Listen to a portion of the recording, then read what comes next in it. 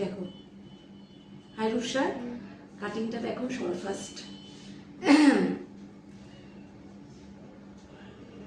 ঠিকঠাক আছে? হ্যাঁ, খুব ভালো হয়েছে। আচ্ছা, লেন্থটা ঠিক আছে? হ্যাঁ, আমি যেমন বলেছিলাম একদম ওরকম। আচ্ছা, আর একটা কথা বলো, এই কাটিংটা তুমি অফার প্রাইসে নিলে, তাই তো? হ্যাঁ, আর কত নিলাম? আমার 250। একদম